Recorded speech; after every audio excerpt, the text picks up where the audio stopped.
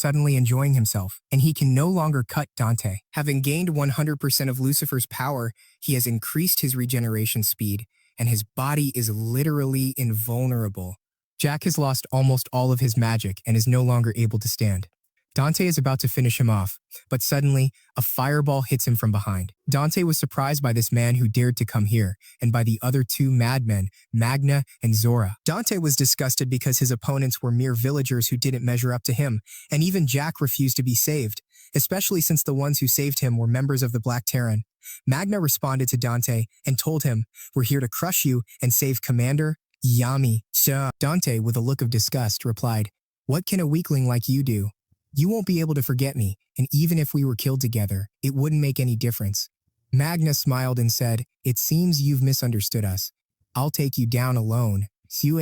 Dante didn't accept this bombardment and unleashed his power. Suddenly, Magna launched a fireball at him. So weak, Dante was lazy and didn't dodge it, saying, "Is that all you have?" But he was surprised by a chain appearing on his chest, connecting him to Magna. Dante didn't understand the purpose of this chain, only to be shocked when his power dropped for no reason, and his transformation literally disappeared. Dante didn't comprehend what was happening. Magna didn't give him time in the face. For the first time, Dante felt pain. This is when he understood the role of this chain. It draws the magic from both people and divides it equally between them. This means that Magna is now as powerful as Dante, and this chain will only disappear if one of them falls.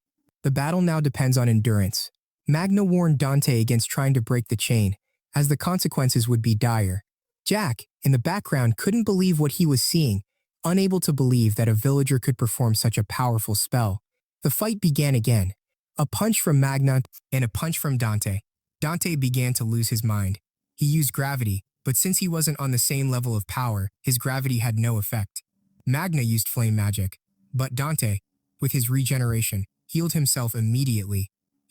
Dante is very proud of his magic and says, "As long as I have the ability to regenerate, I will not lose." But Magna didn't care and continued punching Dante. His patience was running out, and he decided to take care of Magna since he didn't have the regeneration of strength. It alone wouldn't help her. He started forming swords and rocks to physically hurt Magna. The more Magna felt pain, Dante became happier. Magna knew that from the beginning, and until this moment, he was still in a weak position, and all he had was the determination and will to win. He faced Dante fiercely, and without any hesitation, he gave it everything he had until he stopped moving completely. Dante thought this was his victory, but suddenly his transformation disappeared, and he returned to human form. Dante literally dug his own grave. He didn't know that magical power was lacking in both of them at the same time, not just Magna, which meant that the fight would now depend on physical strength and muscle power.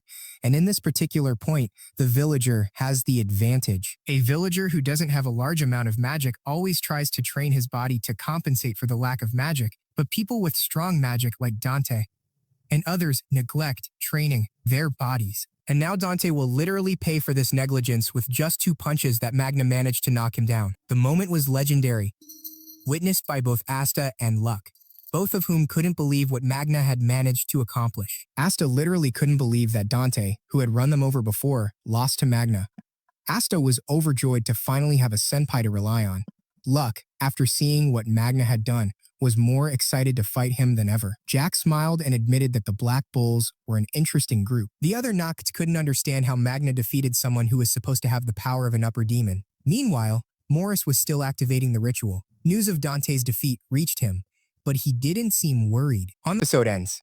Don't forget to subscribe and like. It means a lot to me.